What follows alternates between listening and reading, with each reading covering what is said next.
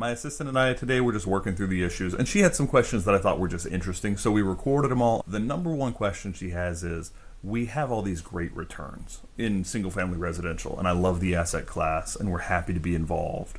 But what's the worst thing we've ever ran into? We were doing recordings where we were talking through these annual reports, and she was just like, hey, what's the worst annual report we've ever had? And it was a fascinating conversation, just explaining, hey, it's not all perfect. None of life is going to be perfect. But what's the worst case scenario I've ever seen? I don't know the worst ever, but I know the worst that I can remember. So let's look at the worst that I can remember. This one happened last year. If someone has been following along the YouTube channel, they'll remember last year when we did the case of the derpy ass garage conversion.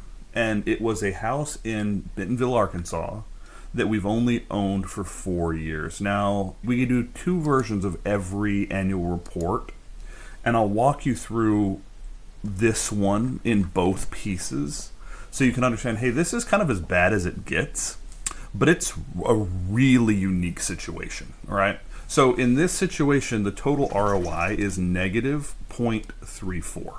So like $3,000 loss on the year. The real reason that occurred is because we were getting $1,700 a month for the house. I'm putting the annual report up so you can see it. And then the house went vacant. And it went vacant for months. And usually we will give our property managers 60 days to do their business. There is such a thing as being too in a property manager's face. Like if you're just always in your property manager's face, they're going to stop answering your phone calls. This owner inherited the property that last year. The parents had passed away. I knew the parents really well. I helped the parents buy the property. This owner inherited the property and was like, it has to be done like this and this and this. And so she really came in super hot with Bedrock's team. And she was really annoyed that it was vacant.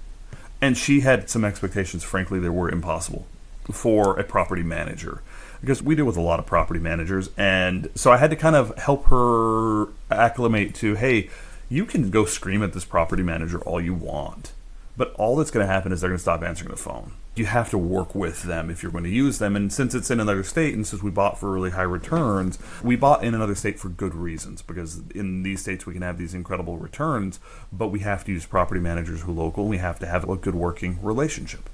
And so what happened is we give our property managers a month or two to get a property on the market. And we check in with them every single week. How many views were there on the property? How many inquiries were on the property? How many showings were there on the property? And for the first 45 days, every week those numbers kept coming back really good.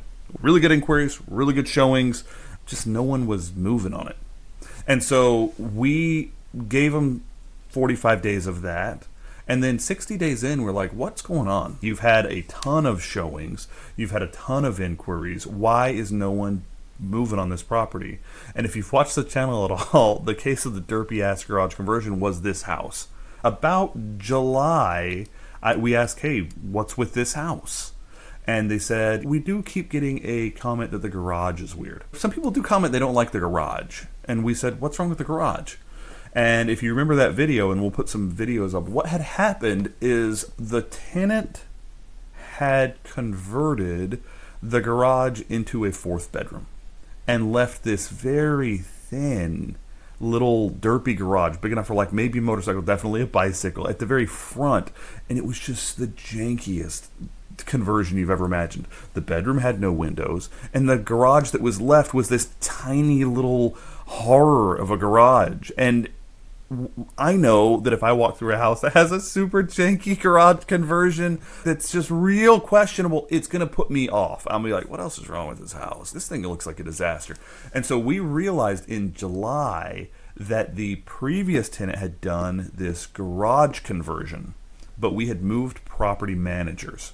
And the garage conversion happened after the new property manager took over. The new property manager took over, and the garage was always like that. Right?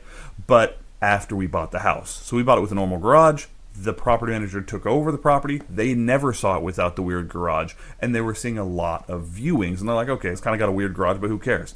And so in July, we were like, okay, what's going on with this house? And they said, well, they're not happy with the garage.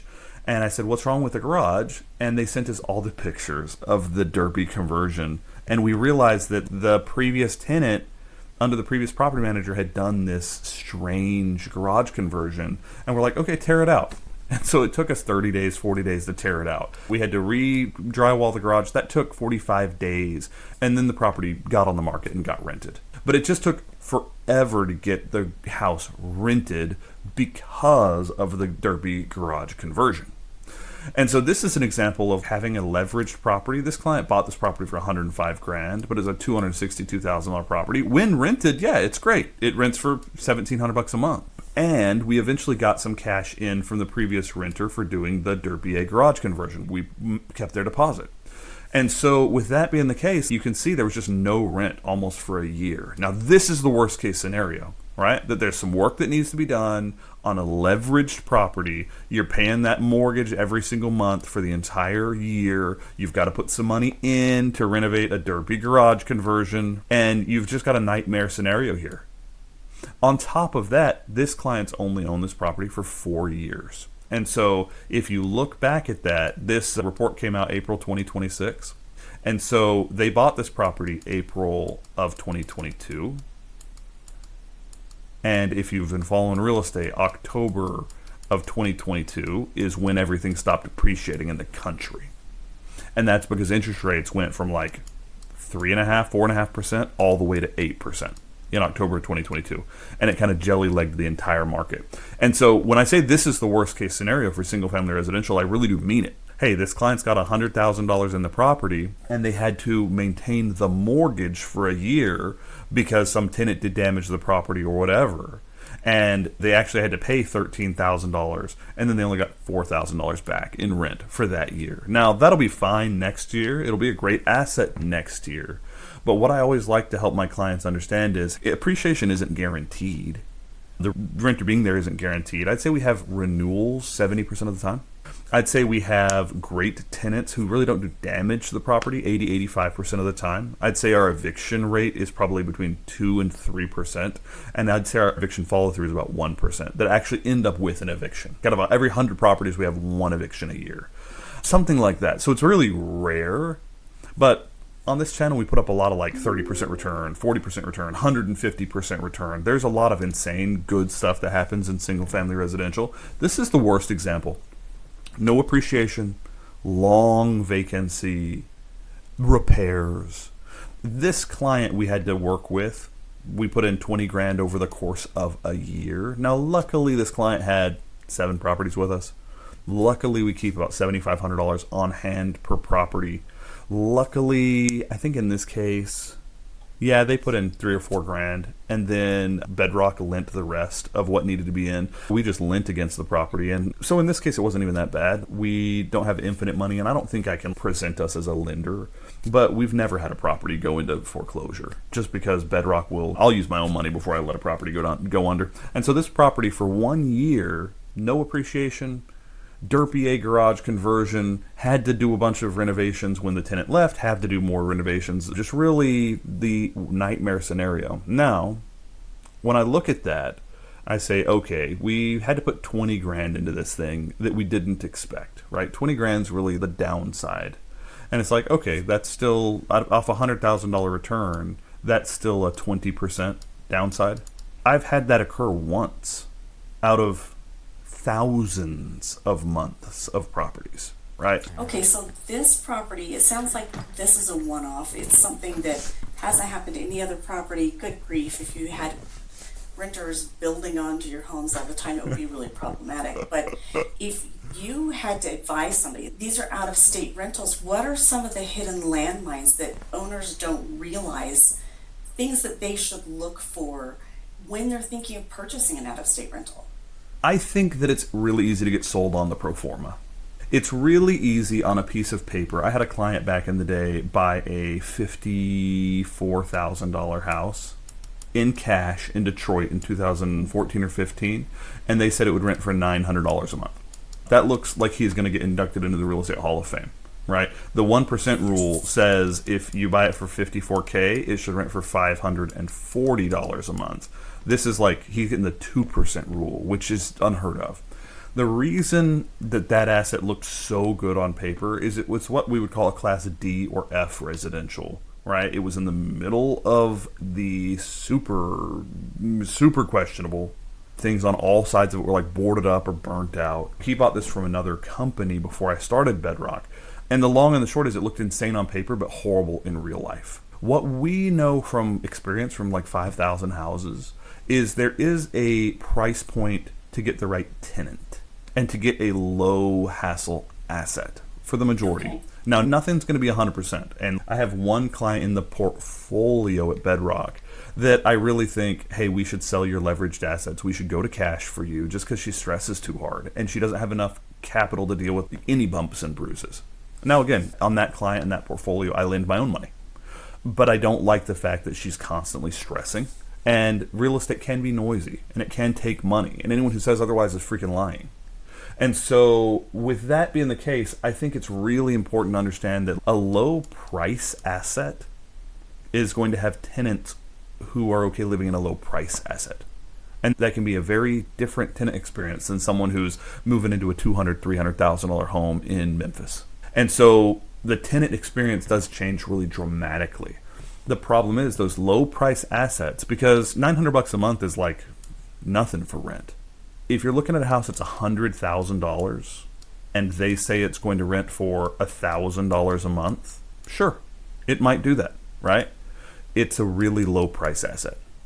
If you're looking at a house that's $200,000 and for some reason it's $1,700 a month, that's a much, much, much, much, much, much nicer property, but the rent doesn't double. If you're looking at a $400,000 house, that's probably going to rent for $3,200 a month max, maybe $2,600 a month. So the higher the price goes, the utility doesn't follow. And so what we see is a lot of other companies sell this like class D, class F properties that's going to have enormous tenant problems because the numbers look so good on paper. Right? We buy at Bedrock only between about $250 and $350 because at Bedrock we're dealing with the day-to-day, and so we want a really high-quality tenant because it reduces the amount of work I have to do, frankly, and it allows me to keep my fees low, and we really have to step in every once in a long while instead of constantly being on the phone about these properties. This $54,000 property that my poor client bought before I did this, the only way out of that is to sell it to some battle-hardened Detroit investor who has 300 of those, and I guarantee you it will never sell to that guy for $54,000. Like someone who really knows that asset class and the amount of work it's going to take and the turnover, he's going to pay you $22,000 or say, deal with it yourself. And so really, when buying out of state, you have to think beyond the price on the page, the return on the page. Even this example that we're using is the worst ever, right? Long vacancy, long problems, no appreciation. Even in this example, which I'm using as the worst one I've ever had, ever, in the history of Bedrock. Even this one, you can see it's a nice 3-bedroom, 2-bath brick house that we bought for $262.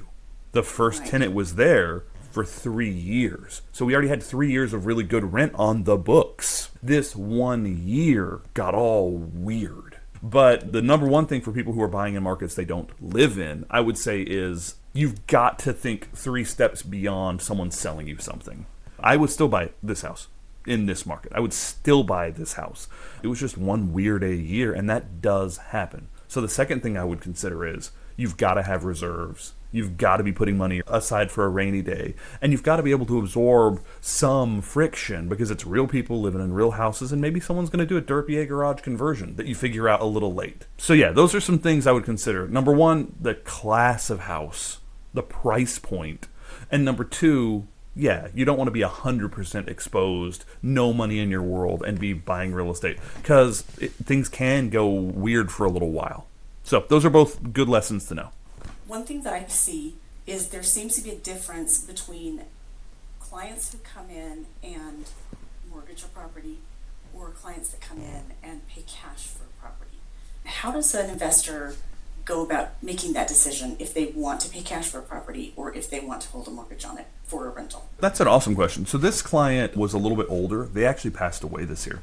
And I love this client, but they passed away. They always liked leveraged property. And it's because even with this horror of a return, like this is the worst example that I can think of off the top of my head, right? You've got 3 or 4 major expenses in renovation. You've got no income, and you've got a $13,000 mortgage that you had to pay the whole time. Like this is awful looking. Even with that, it still paid down $2,600 a month of the mortgage because the mortgage still got paid. We had to pay it out of our own pocket, but it got paid. Even with that, we're still getting up in appreciation. We bought this house for $262. It's now $316. There's been about 50 grand of appreciation over those 4 years. And so when you take the burger return and you say, okay, it's not just the $13,000 mortgage I had to pay. You added that back in appreciation, right? When it's all said and done, even this example still is like a $3,000 loss off a $100,000 investment. So effectively, yeah, you lost 3% in the worst example I can point at. That's amazing. Like that is exactly where we want to be because most stuff is way different than this. Now, in this example, there was a mortgage involved, and that's really what created the majority of those expenses. If I look at this one and look at the alternative view and say, hey, what if there had been no mortgage? It would have looked very different, right? If we had bought this same asset, and we do this for all our clients, we do cash and a leveraged view every property every year. If this client hadn't put $100,000 down and held a mortgage, if they had instead owned it cash outright, none of the other numbers would have changed, just the expenses. There would have just not been a mortgage involved. And if we do that, then yeah, the same nightmarish stuff occurs. There's still a derpy garage conversion. There's still a bunch of repairs to get it back on the market. It's still vacant for the majority of the year. We still hold on to the tenant's deposit. But you can see there that the income ends up being, let me zoom in a tiny bit, that the income in this example ends up being $4,200. They end up with $11,000 of expenses because of all the repairs we had to do to get the garage done and get it back on the market. So there was the flip to get it ready to rent, and then there was the gotta rip the garage out and get rid of all that. And so then they said, hey, I lost $7,000 in all. And then there was no principal pay down because there's no mortgage. We still had a $13,000 appreciation annualized. We still are up 50 grand on appreciation, and we still had our depreciation write down number. And so when you add all those burger pieces back, if it had been a cash property and we hadn't had to deal with the mortgage, they would have actually been positive on their ROI for the year. And this is the worst example I can point to, right? It's like, this is horrible. And even then, it still would have been about 1% return because the appreciation really has been good in that market. Bentonville, Arkansas is a smoking market. Jonesboro, Arkansas is a great market. We've seen some really good appreciation on these assets, even in the worst appreciation time I've ever seen since '08. So that's a really good conversation to understand. Let me pull up another property real quick. We just looked at this one.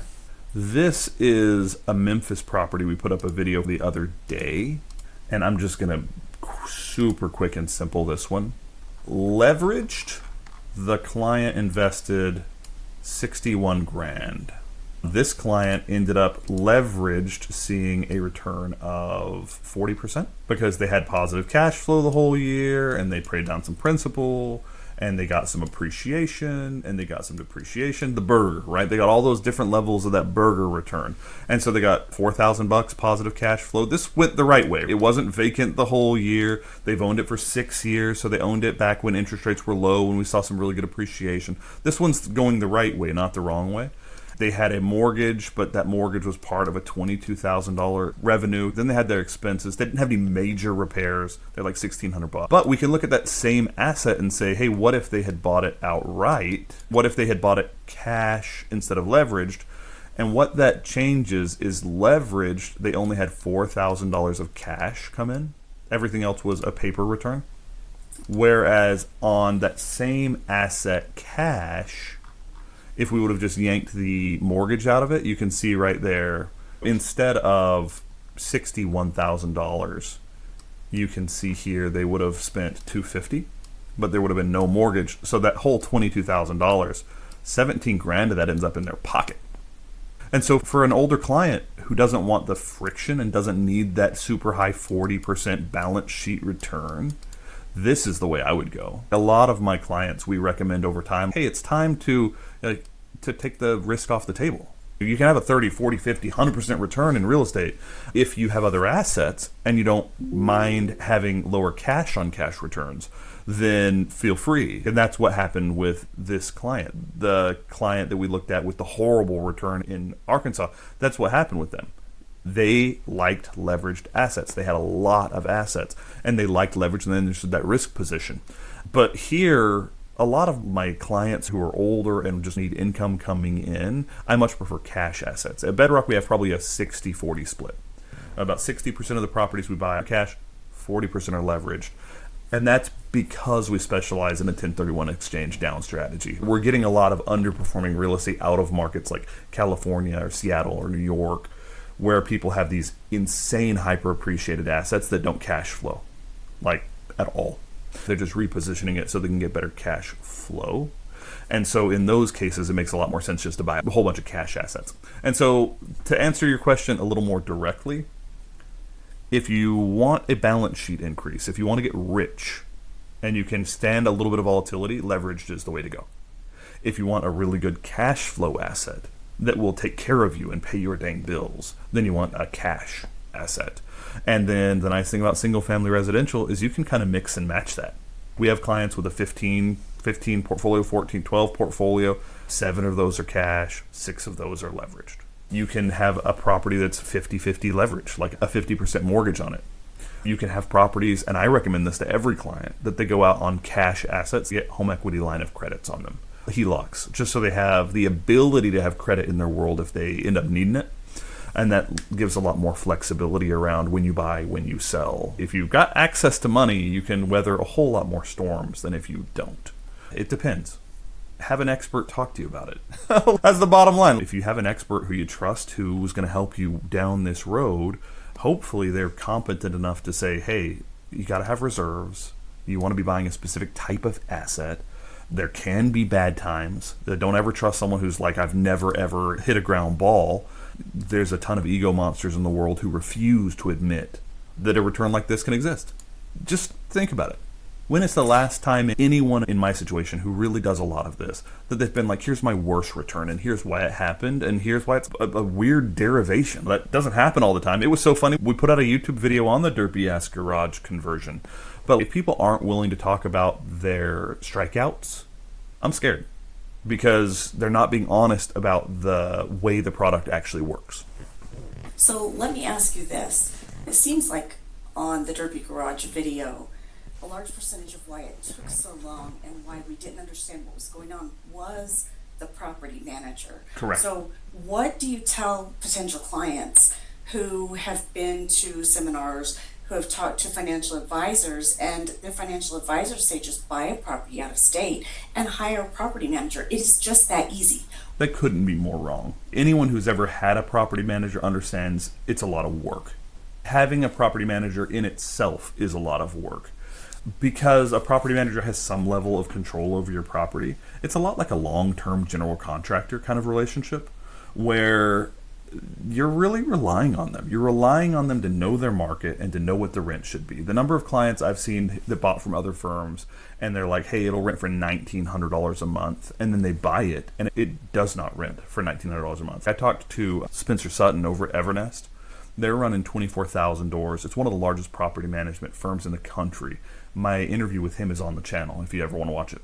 But he said that turnkey houses, which Bedrock would be classified as, we help people buy property out of state where the numbers really make sense.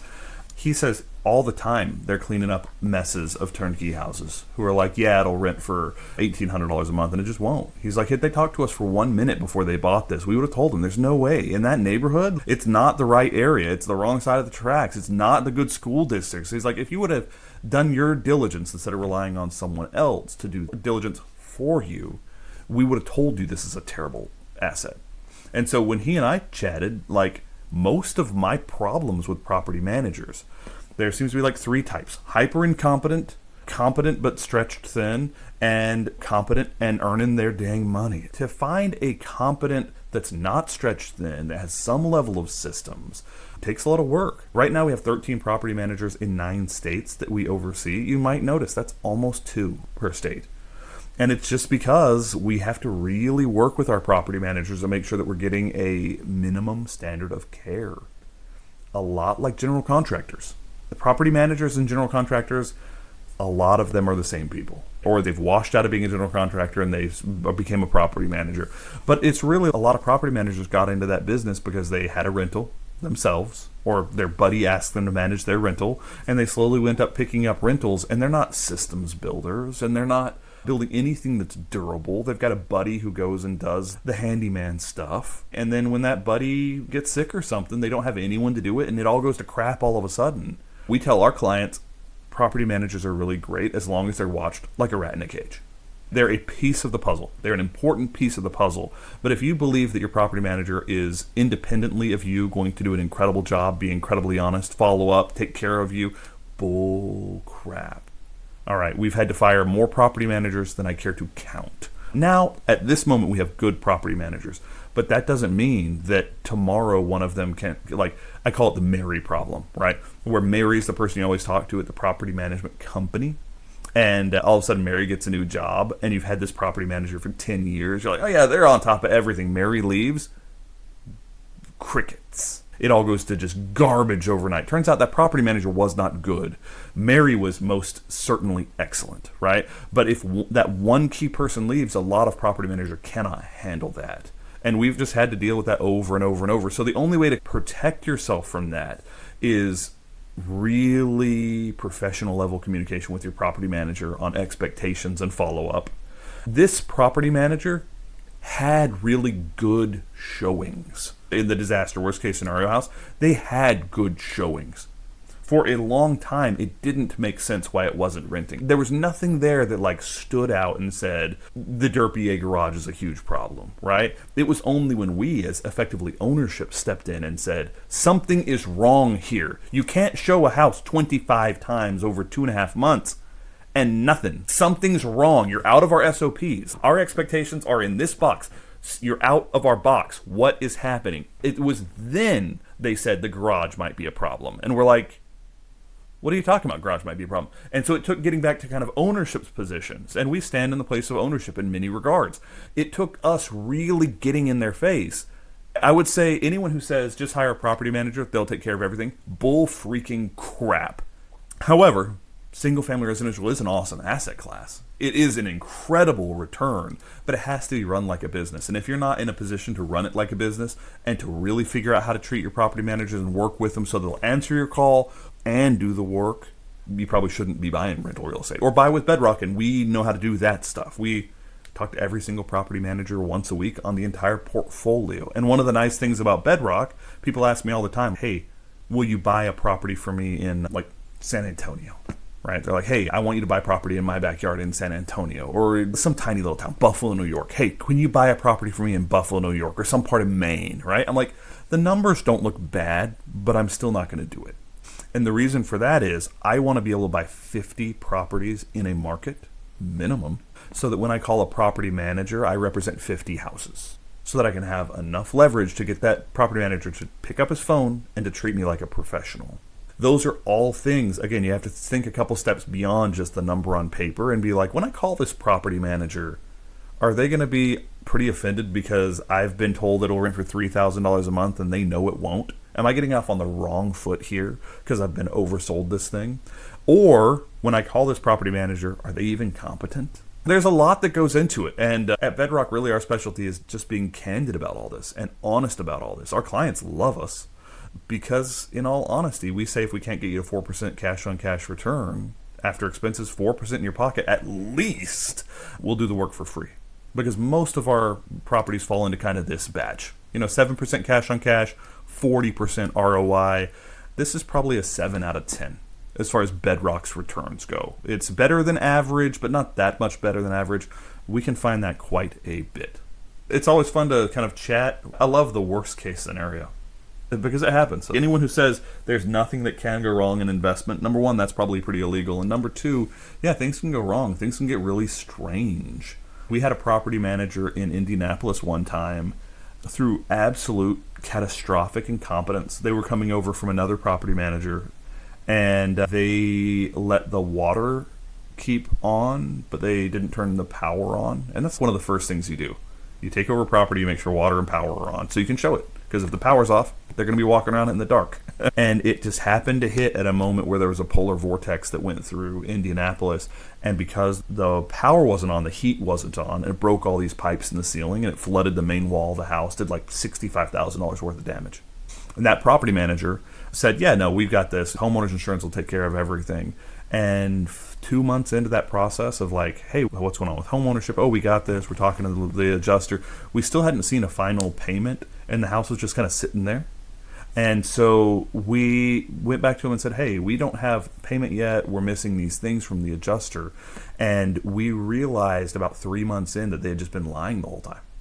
That they had been sending emails back and forth internally like, oh yeah, you called that adjuster. And they would make one phone call and then it would wait for a week and they would never call again.